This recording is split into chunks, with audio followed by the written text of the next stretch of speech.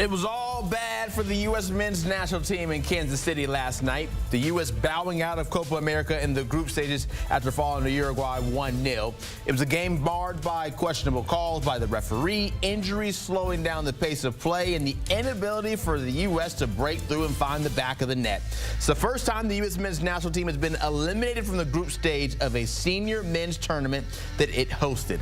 This is what the stats looked like in the past 2 years of the U.S. men's national team. Berhalter's record certainly not a sterling one when you look at this year of 2024. 3 wins compared to 4 losses. A lot of mistakenly confusing losses at that.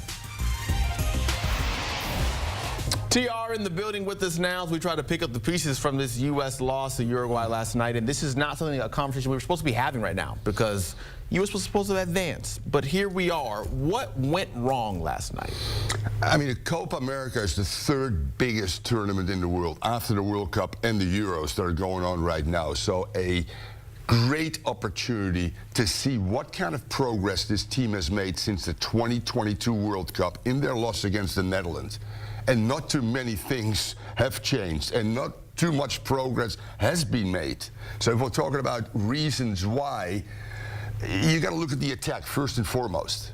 You know, we get Christian Pulisic at 12 goals. You look at the rest of the world, the elite teams, which, by the way, Greg Berhalter has not won against an elite team in his 5 years. His second tenure, obviously, he's been there with the U.S. men's national team after he got his extension after the World Cup. So that's huge as well. And then you look at these stats right here, which we see pretty much predominantly under Greg Berhalter against better teams. Sort of 5-3 shots there, shots at target, corners, fouls.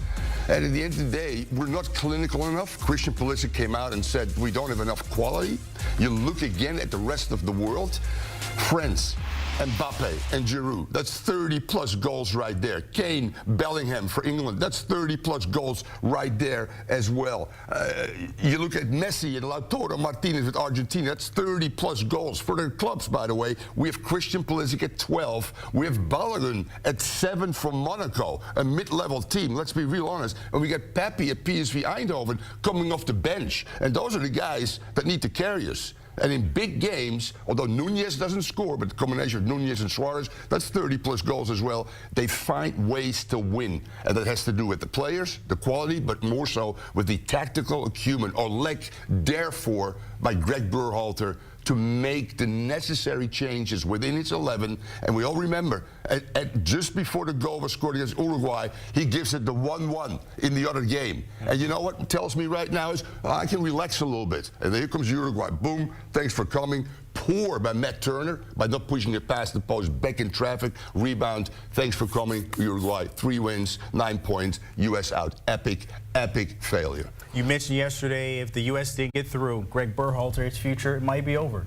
This morning feel the same way? Yeah, absolutely. And we need, I brought 2 jerseys for teams I coach, by the way, which I'm wearing right now. But Greg Berhalter should be replaced. There's just absolutely no reason why we need to continue with the Greg Berhalter. As much as he said after the game, yes, I'm still the right guy. And yes, the players say he's still the right guy, which means, players, you're very comfortable in this setting, this brotherhood, which is nicey nice, which is soft, by the way. And we need an elite coach right there. And we need a revolution all the way at the top right now. With Cindy Parlacone, the president, Matt Crocker, who made that decision, by the way, with Greg Berhalter to extend his contract, or to renew his contract after he was done in 2022, in December 31st, I take a page out of the women's team. They went out and went to England and got Emma Hayes and paid her the most money. You know what Greg Berhalter was on the list of coaches paid in Copa America? Number 9 out of 10, by the way, at barely under $1 million, whereas Bielsa, a guy that was available, by the way, makes $4 million. So it's time to dish out your money and look at some big coaches with big names. I say former players with an understanding on how to coach teams. You look at Zidane. You look at Thierry Henry, who's now guiding the French team into the Olympics. Both have an understanding of the American system because the coach here as well. But when they walk in the locker room, there will be respect. Won't be nicey nice. So again, a revolution from the top. And players, by the way, all that nicey nice stuff. You know, Greg is still the right guy. We want a There you go. There you go. we need a mutiny. We need players that coming out and say, you know what, this wasn't good enough. A level of accountability, guys. A mutiny needs to take place. The coach needs to go. We want somebody else. Matt Crocker. Cindy Cohn-Parler, the president, please make the right choice for this golden generation, which, by the way, isn't that golden anymore either. I question this team and Mr. Berhalter.